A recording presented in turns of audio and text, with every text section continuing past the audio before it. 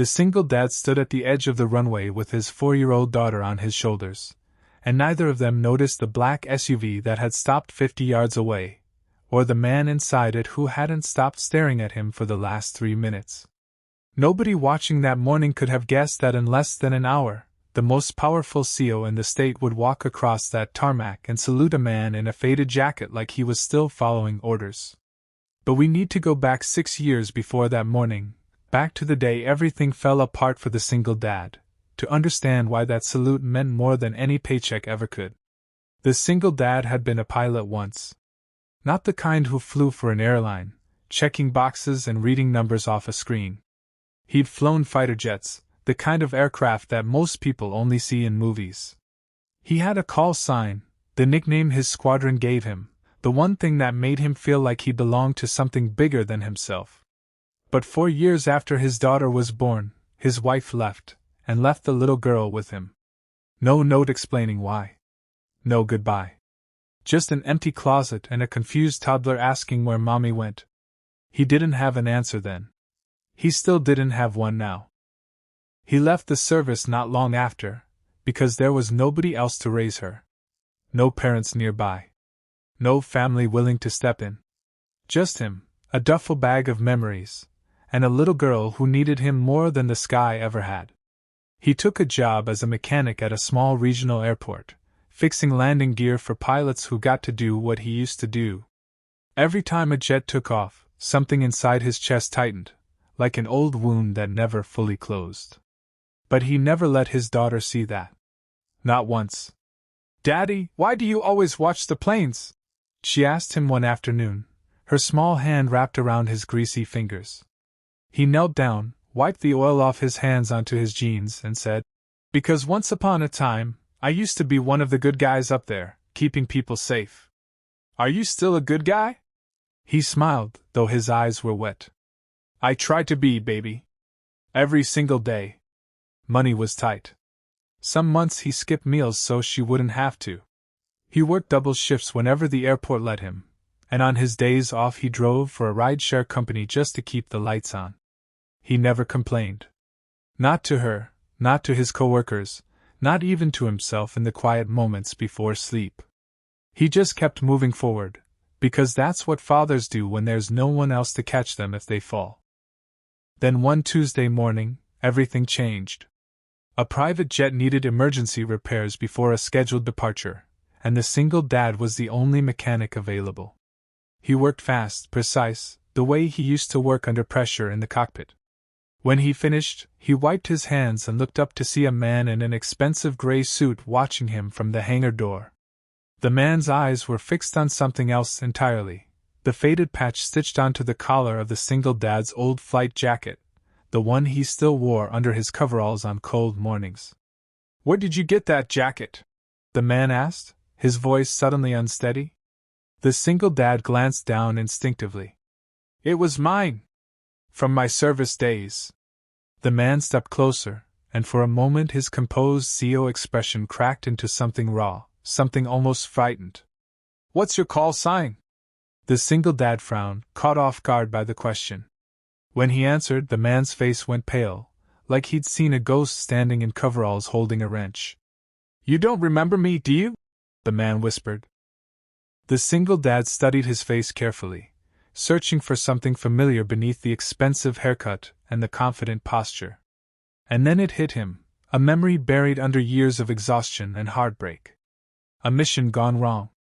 A young co-pilot trapped in a burning aircraft after a hard landing during a training exercise. A rescue that almost cost the single dad his own life, dragging that terrified young man out through smoke and flame with seconds to spare before the whole thing went up. "You're the kid from Nellis," the single dad said slowly, the memory rising like water breaking the surface.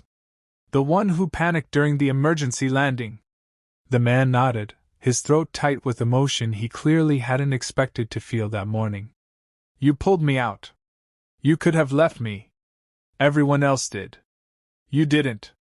For a long moment, neither man said anything, because some memories don't need words, only time to settle back into place. The man's name was Richard Vance, though the single dad hadn't heard that name spoken in over a decade. Richard had left the service not long after that accident, haunted by his own failure, and rebuilt his life in the corporate world, eventually rising to CEO of one of the largest aviation logistics companies on the West Coast. He had told the story of his rescue to almost no one, carrying the guilt privately, wondering for years what had happened to the pilot who saved him, the one who never got proper recognition because paperwork got lost in a base reshuffling months later. "I looked for you," Richard said, his voice cracking.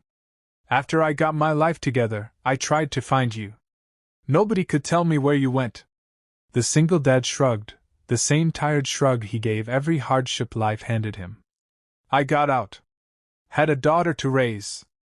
Richard's eyes drifted to a small window overlooking the hangar floor, where the single dad's daughter sat quietly doing homework at a folding table, waiting for her father's shift to end because there was no one else to watch her. Something shifted in Richard's expression, a mixture of guilt and gratitude he hadn't expected to feel that morning. "Come work for me," Richard said suddenly. The single dad laughed softly, assuming it was some kind of polite gesture people make out of guilt. "I'm a mechanic now. That life is behind me." "I'm not offering you a mechanic job," Richard said firmly.